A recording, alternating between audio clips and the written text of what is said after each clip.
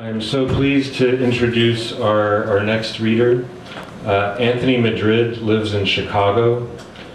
He comes to just about every Danny's Reading series that we have, and it's always a pleasure to see him, and even more of a pleasure, or just as much, I should say, to read his poems, which have recently appeared or are forthcoming in Agni Online, Boston Review, Fence, Gulf Coast, and Iowa Review, amongst many others. And more importantly, his first book, called I Am Your Slave, Now Do What I Say, was published this March by Canarium Books. Let's give a very warm welcome to Anthony Madrid.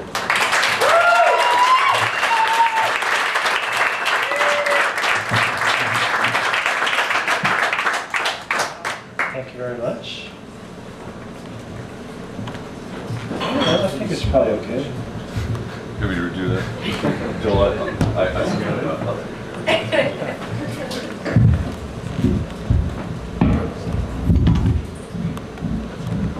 Thank you. That's what it stays. So yeah. It's mic stands. It's seen better days.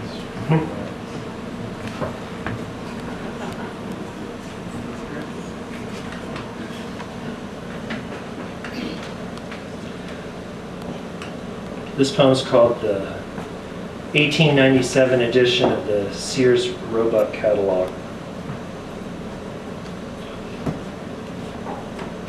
Heart full of desire, heart too soft. Eyeball always thirsty, so water the little mint plant. Are not all women beautiful? Babies seem to think so. But I'm not like the other boys. I don't go by looks. I've read my country's Lucretius, a 700-page facsimile of the 1897 edition of the Sears Roebuck Catalogue. But having searched that cornucopia, that surgical tray of tools, having surveyed the 10,000 objects, I closed the beautiful book. In your culture, do you have a word for people who don't learn from experience? Srikanth Reddy's written a treatise on it. Sonneteer, read it and weep.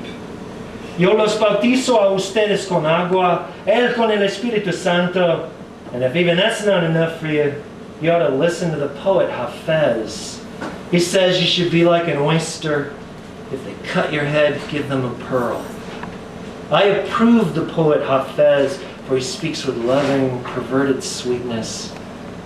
And virtue is not what we thought it was. It has nothing whatever to do with the pursuit of athletic Athena or jackrabbit Aphrodite. So twinkle, twinkle, little planet. Don't pretend to understand it. It's just a streak of gold or silver through a panel of unreflecting black. A streak of gold or silver through a field of ribonucleic black. Don't let it make what was only a lack of light into an annihilating void.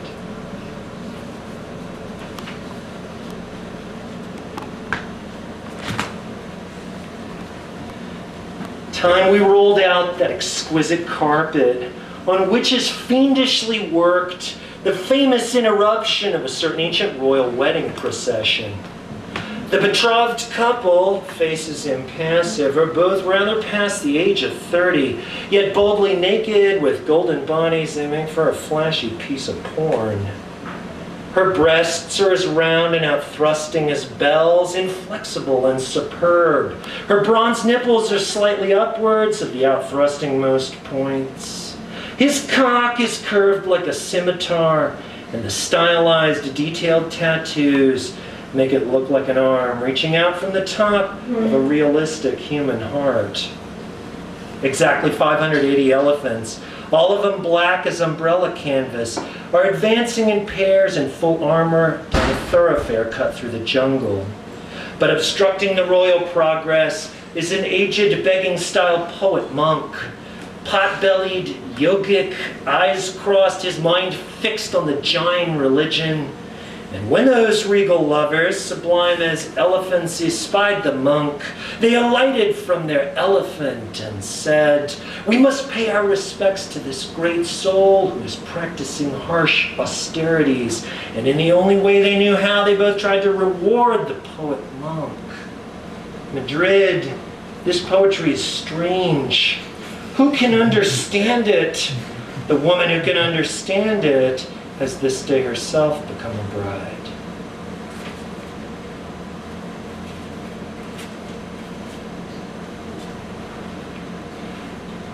I am no longer cut to the heart to watch her laughing with my rival.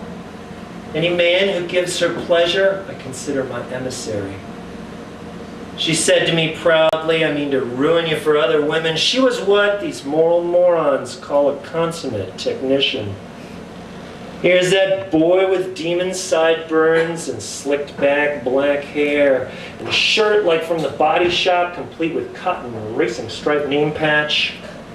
I say to him, "Approach me, my child, and thou shalt be my chosen delegate.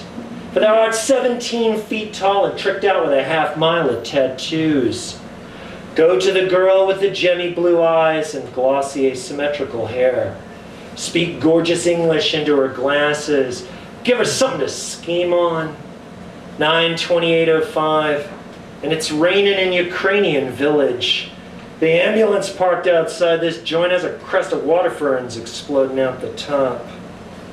Load me into that ambulance, my friends.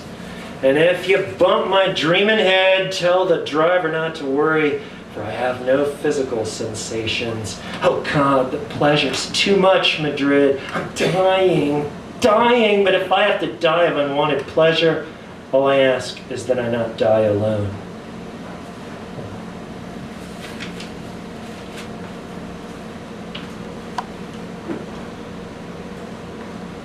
Jam me in hot hell. Make me drive a street cleaning truck in the folds of the devil's anus, but don't make me read all this Irish poetry. I shall drive my flock down to the peat bog, take hold of random weed, pull it gently until I draw out a whole family of medieval Irish criminals. A black garlic rope hangs from my rafters. It stops just short of the floor. It leads through the ceiling and forms a noose around the ankle of a prostitute's bed. The pulled draw cord on your money pouch is a choke on your rival's throat, so let it be. Let the filthy lucre stew in its own juices.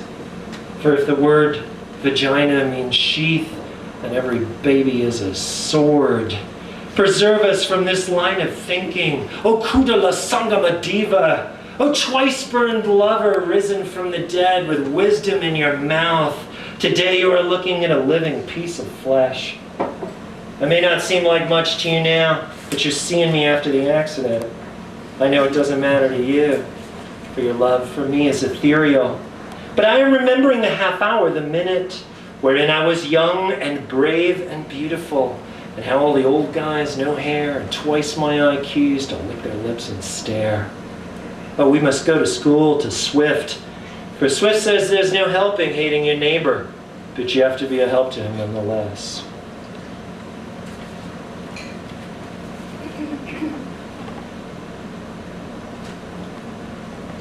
Most living creatures leave no ghost, and even if they do, it's totally useless. Whereas one can knock a hole in a brick wall with the ghost of a material object. 20 January 2001, a leafless little tree full of egg-shaped sparrows. And every egg has a dot of blood, every dot a nebula of extending branches. In Mexico City, I saw a crushed dog skeleton into the asphalt. The flesh had all turned to tar in the side-splitting sun. Anything that's the product of 10 years of misery deserves respect. That's why I respect this Rorschach grave, these sticky bones. Books that give you plenty of time to yourself are not to be scorned. For don't we all need just a little time to ourselves? See how the stubborn damsel doth deprave my simple meaning. She's quick to sniff out insult in every little ambiguous phrase. Praise is due Mother Nature at this, the start of her new fiscal year. Silver Maple's printing money again. Box Elders opened its offices. And even Madrid is putting out a few timid, tender leaves. A poem or two to be recited in the presence of the infant Mira.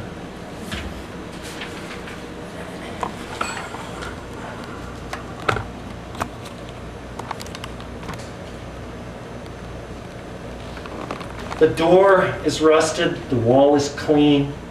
Red, yellow, orange, green. Many a maiden has come between a gentleman and his luck. Red, yellow, orange, red, never you mind what the minister said. You live, you die, and then you're dead, so go ahead and be evil. The smallest cage in a human zoo, red, yellow, orange, blue. Ready or not, it's time we do away with all this uplift. So purple, orange, black and white. Oh, say, can you see by the traffic light? Your kid can try with all his might, he'll never do long division. The 400 blows was about a kid. Red, yellow, orange, red. It could have been me, and yet instead they set the controls for tragic. Oh, orange, orange, yellow, black. A passionate fuck to patch the crack. A narrative designed to attract children and other retards. Regarding yours of March 18, yellow, yellow, orange, green. Most of these citizens aren't really mean, just reckless with people's feelings. Oh, green, green katakere, green. God got giddy on Halloween. Jeebus the Jolly Ghost, and he put a razor blade in the apple. Now you're on your own and off your meds. Greens and yellows, blues and reds. It's only with certain groups of friends you dare undermine the uplift. So purple, orange, yellow, blue. Polly, give me your answer true. I order, demand, and require that you tear it, little parrot. So let's hear it all for the cash machine. Purple, orange, yellow, green. Dirty Bomb and Laser Beam are here to collect the rent. Are here to collect the rent.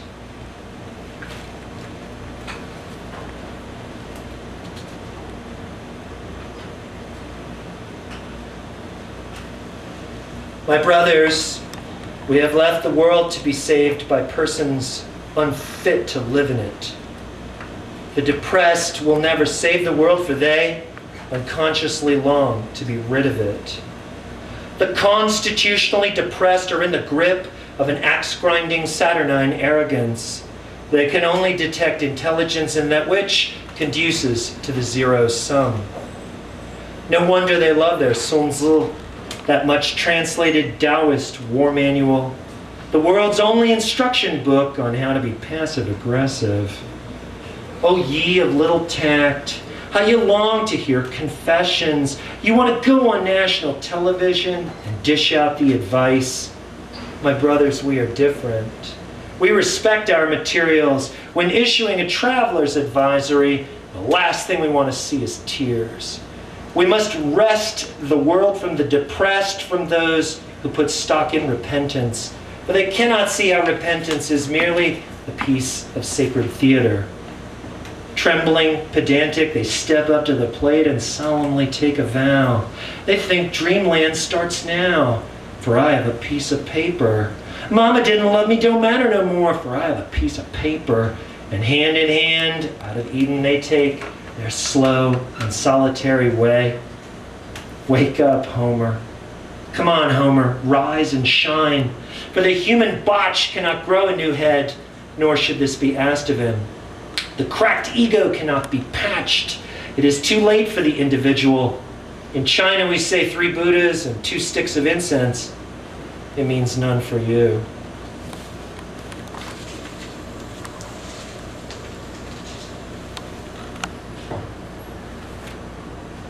Fuck Buddha. I'm Buddha. Nobody's Buddha. Quit talking about Buddha.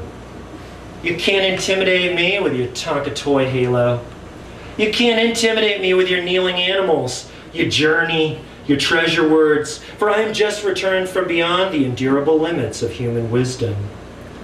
I walked on the bottom of a swimming pool, saw giraffe skin patterns of light, saw for myself what the light spelled out, and here is what I now know. That gravity is not love. No, nor explosiveness, strife. Led me not to the marriage of true minds admit Empedocles, that mirrors are for seeing round corners. They are not for looking straight on. That's why whoever looks into a mirror sees something other than a face. That you are all sanpaku, for you buy into all that sex talk. Body parts, hunting body parts, and then you're shocked it's not enough. You should walk a pool bottom. David Hockney has painted this. You'll shuck all that Buddha talk, you'll send up little bubbles, and perhaps you'll shed a tear for your babbling younger self. Don't be afraid to cry, for crying replenishes the pool. And indeed, the Maitreya Buddha Madrid has no quarrel with sentimental tears. He says the harm only comes in when we try to defend them.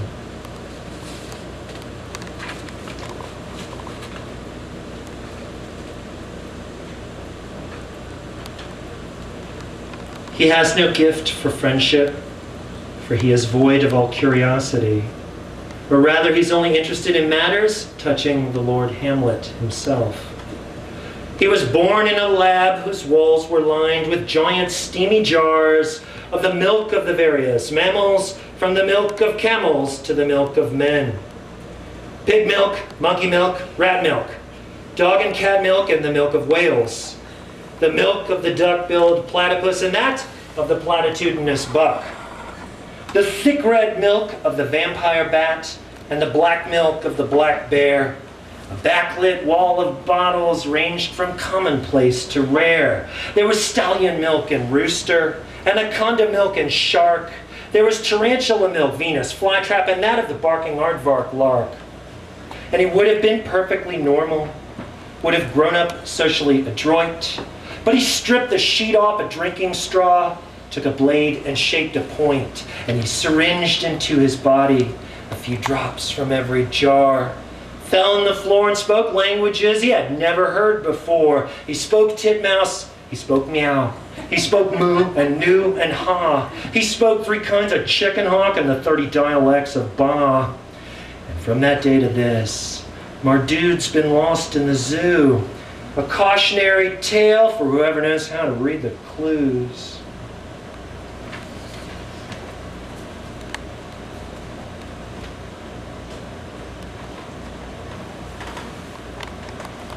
If I am a total washout as a lover, and I am, I want to know, where was my teacher?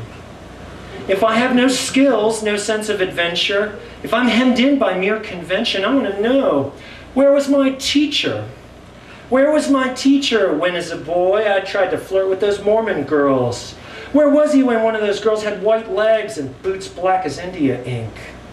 My teacher, where was he when I stayed up late with that Jehovah's Witness? She said, I'm so over Jehovah, but you could tell that she wasn't really. And what about that Jewish Orthodox and her dress with the tiny white dots? That girl had phone sex with God. She was friends with privileges with God. Teacher, you were neglectful. You didn't guide my faltering steps. You thought the girl thing would take care of itself. You left me to my own devices. And so I wound up married at 22 to none other than Lopez the Cobra, that Catholic icon with her gold crucifijo and her Paulo Freire politics. Why is the world so sexy? Where do religious babies come from? Teacher, if ever I got any answers, I had to grow them all by myself. And now I have a homeschool PhD in scheming and self-restraint. Yesterday I unrolled my prayer rug and listened for a voice from the unseen. It said, be not ashamed of the male gaze, Mardud. Defend it from these saintly persons who believe that no one should ever be allowed to look at anyone else. Mardud, your mouth is wont to gush lies. Be not dismayed that no one believes you, yet tell out all the truths it took you 30 years to learn. And if you would speak the ultimate truth, I will tell it you once and for all. It's that the trick is not so much to get rid of your vices, but to turn them to good account. This will be the last poem. Thank you very much to Danny's reading series. Great honor. This is called Oh You Beautiful Young Readers of Poetry. Oh you beautiful young readers of poetry, and especially you beautiful young men. Have pity on my dried up talent. Forgive my reveling here in this light. I have lived 195 years, each one boringer than the last. You have all the satisfactions of anonymity before you. Love for that luminescent beauty has made me quite transparent. When her rays pass through me, I have to take care not to focus them on a fuse. What is Christianity anyway? Is it a theological tractate or merely whatever answers the needs of people standing at grave sites? Every grave has a silver lining. That boy for whom I pined was nothing more than a clump of earth from the lip of such a grave. I am guilty. I am cause of guilt, but I am also guilt's cure. For whoever takes one look at me immediately feels a comparative saint. The taint of the pseudo-martyr is upon me, I won't deny it. My injured mouth is bleeding away like a gaudy Mexican crucifix. Madrid, you effervescing piece of fuck-ass magma. Anyone can see how much better this poetry would be if it were written by a 25-year-old punk. That's all.